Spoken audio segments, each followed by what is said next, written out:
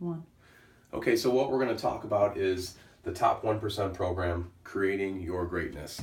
And we're talking about today what one of the modules looks like. So this one in particular is goal setting. We're starting off with goal setting. Even though it's number 5, we're starting off with it because it fits into one of your everyday habits, which takes 21 to 55 days to create. So your goal setting is the first and most important piece inside of an everyday habit because it is your motivation. It's your why. It's the reason why you're kind of getting up and doing whatever you're doing. So in these different modules, what we're going to be doing, for instance, this one's goal setting in action.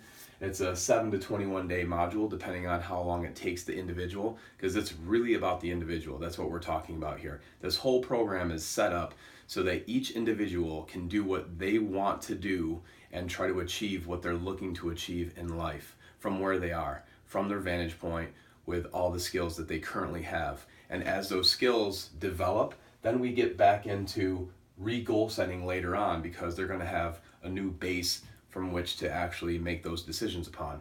So in this particular module, what we'll do is, like, number 1, we start by determining the areas that you're going to have goals in. So we have, like, for instance, up here, physical, social, mental, intellectual, personal development, activity related, travel related. So the things that are important in your life, and this is important too. I don't want to tell you what's important to me and then me push that on you. That doesn't help you in your life. You need to determine what goal areas you have because they're going to be the things that motivate you. So like in step 1, we take 5 minutes in each area, you brainstorm, and then you actually just brainstorm every single idea related to that particular area of goals. And you write that all down. Then what we do is, that's one video. We allow you to do that, and then we come back the next video, module, goal setting, part 2. We're taking a minute to reflect on the short-term, mid-term, and long-term goals in each area. Then we go part 3, what is your why? We're taking some time to determine what the why is. Part 4, what do you stand to gain by accomplishing this goal? Usually it's going to be increased opportunity. That might mean like an academic scholarship or something like that if you score well on your SAT or something. Then part 5, what do you stand to lose? This is the flip side. What do you stand to lose by not achieving this goal? You'll have limited access to different things. And so it's important. If you're a faith-based person, part 4 going to be really important. If you're a fear-driven person, part 5. So it is what it is. If you're driven by faith or fear right now, we're just trying to use whatever motivating factors you have to help you get to where you should be getting. Part 6, what are some of the perceived or past obstacles in your way? Have you tried to reach this goal before? And what stopped you when you were trying to go through it? So addressing the brutal facts of the situation is really, really critical to making sure that you actually move forward. Then we go part 7, what will and can you do to move past these obstacles? Now we're going to start speeding up a little bit so we can kind of shorten this up for you. What are the habits? This is part 8. What are the habits that increase your chances of success?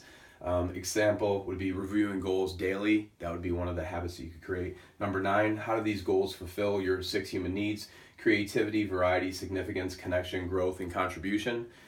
Number 10, do the goals fit in line with your guiding principles, beliefs, and values? That's what we're talking about, are your rules, your way of life, your way of being.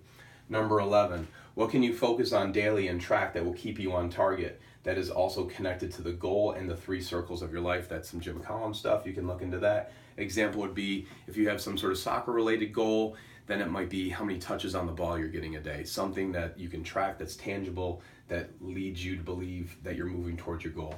Number 12, how can you leverage your efforts in the areas of environments, people, and energy, etc. An example would be film review. Let's say you only have 60 minutes of practice today. If you only have 60 minutes of practice, if you review film, you're going to optimize that training time because you're going to know what's working and what's not working. And then number 13, we're talking about what are the next actions for each goal. Make sure it's a next action. It's not a project. I don't want to say I am going to do this if it's not something I can do within that action. An example would be if I say, oh, I'm going to have a practice time. I'm going to practice tomorrow. Well, I have to have that practice set up. I have to make sure that I contact whoever's going to be at the practice and make sure that it's there. I have to have a lesson plan. So it has to be a next action. Number 14, the same time every night, review your goals and actions. How did they develop? And then number 15, and this is the last one for this module, the same time every morning, review and reset your goals and actions, and how will they develop. So hopefully that gives you a pretty decent overview on goal setting in action, getting traction, getting leverage, getting that flywheel going, getting momentum, and getting started as a part of the Top 1% program. Thank you and good luck.